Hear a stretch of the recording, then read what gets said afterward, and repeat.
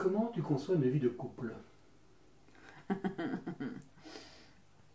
Comment je conçois une vie de couple? Pour moi, la vie de couple, c'est avant tout la liberté d'être soi. Pareil, hein, avec le temps. Pour moi, être en couple, c'est ce qui permet d'être une sécurité.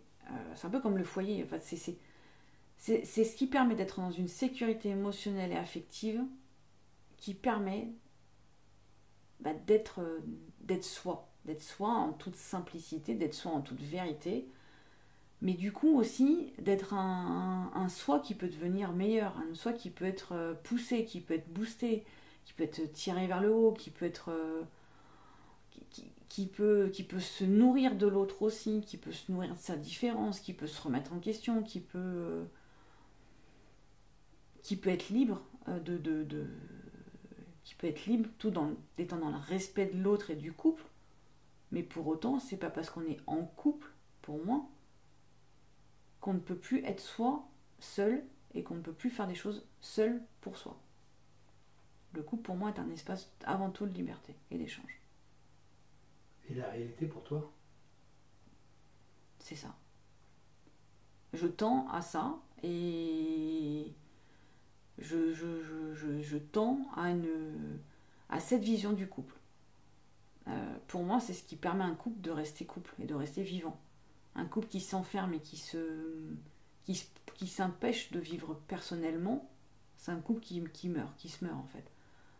Pour moi, un couple, c'est le 1 plus 1 font 3, c'est pas pour rien. On est chacun différent, on reste différent, on peut se nourrir de la différence de l'autre, on peut s'améliorer. C'est tout l'intérêt d'être en couple.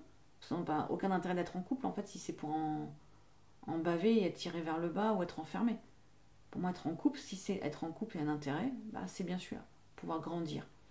Grandir, s'améliorer. Euh, Quand on dit qu'en couple, on peut guérir de ses blessures de l'enfance, c'est pas pour rien non plus. L'autre est un révélateur de ce qu'on n'a pas guéri. Donc, voilà, quand on dit guérir et grandir par son couple, grâce à son couple, pour moi, ça c'est une définition du couple.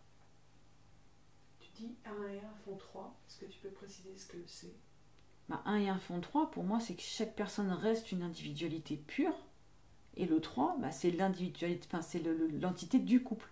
Il y a une personne, une autre personne, et il y a le couple. C'est-à-dire qu'il y a du temps pour chacun, et il y a un temps pour le couple. Et s'il y a des enfants, ça gravite après autour. Il y a un autre quatrième entité qui arrive, c'est la famille. Mais on reste deux entités personnelles. Quand on dit je veux que l'autre change, non, l'autre ne doit pas changer. Par contre, l'autre doit peut-être s'adapter. Mais l'autre ne doit pas changer, on ne doit pas mettre quelqu'un à son image. Franchement, on s'ennuierait dans la vie. C'est intéressant, la différence de l'autre, elle est intéressante. Elle peut être chiante, mais elle est intéressante. Quelle est la plus belle chose que tu aies dite ou que tu aies faite par amour? La plus belle chose que j'ai dite, je pense, par amour, c'est je n'ai pas besoin de toi, j'ai envie d'être avec toi. Pour moi, ça résume tout ce que c'est qu'un couple. J'ai pas besoin de toi dans le sens, c'est pas besoin d'avoir une sorte d'épaule, une béquille, mais j'ai envie d'être avec toi. Donc si j'ai envie d'être avec toi, ça oblige aussi à faire attention à ce couple. Ça veut dire qu'on est obligé d'en prendre soin, de mettre du temps, de partager, d'entendre, d'écouter, de comprendre, des fois, pas tout le temps, d'accepter, voilà, de moduler aussi. Pour moi, ça reste une des plus belles phrases que j'ai pu dire.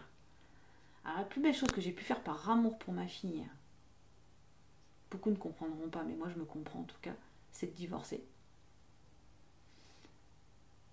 Et c'est par amour pour moi et pour amour pour ma fille que je l'ai fait.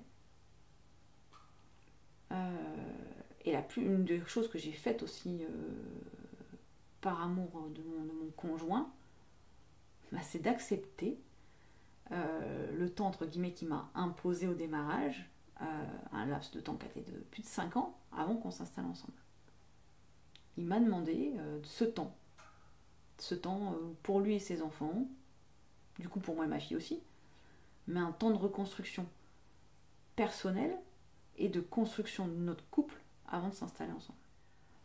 C'est pas une fierté d'avoir divorcé parce que c'était pas mon projet de vie non plus, mais en même temps, bah, on a le droit de se tromper, quoi. On a le droit de pas être.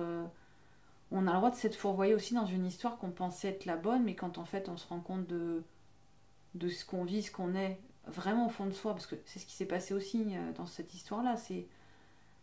Je me suis menti à moi-même. Je me suis menti à moi-même longtemps sur ce que je pensais être bien pour moi, sur ce que je pensais être ou peut-être ce que je voulais être à ce 25 ans aussi. Une sorte de poudre aux yeux, où je me suis retrouvée un peu en mode princesse, mais finalement je me retrouvais pas. Et là, c'est là où on se retrouve un peu dans ce qu'on appelle les prisons dorées, où, bah, entre guillemets, financièrement, matériellement parlant, il y a peut-être tout pour être heureux, mais il manque juste l'essentiel, quoi. Donc, c'était un échec, parce que franchement, j'avais pas envie de divorcer, surtout qu'un gamin de 2 ans. Enfin, je me prenais quand même dans la gueule des gens qui n'avaient pas attention, qui disaient non, mais il faut vraiment être complètement con pour se marier, divorcer avec un enfant en bas âge, il faut vraiment pas avoir été intelligent, c'est que c'était pas de l'amour, fallait vraiment réfléchir. Merci, ma fille a 2 ans. Et en même temps, je suis fière de l'avoir fait parce que je me dis, bah, je l'ai fait. Ma fille n'a aucun souvenir de ses 2 parents ensemble. Pas de souffrance du coup de ce souvenir-là. Je dis pas qu'il n'y a pas de la souffrance après, hein, parce que ça reste une souffrance pour un enfant et j'aurais pas voulu vivre ce qu'elle a vécu. Parce que d'être ballottée, de changer de maison régulièrement, changer de lit, de lieu de vie, limite, franchement, on devient un peu bipolaire. Quand on a limite 2 vies, 2 ambiances. Je me dis, c'est quand même pas très très sécure pour un enfant.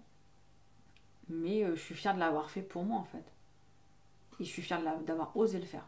Et je l'ai toujours dit à ma fille, parce que je sais qu'elle m'avait posé la question une fois, elle m'a dit, mais t'aurais quand même pu rester pour moi, pour que moi j'ai pas à vivre ça. Et je dis ouais, mais c'est pas dans ma conception non plus de l'abnégation. L'abnégation, c'était ma vie d'avant. Non, aujourd'hui, voilà, je suis plus dans cette vie-là, quoi.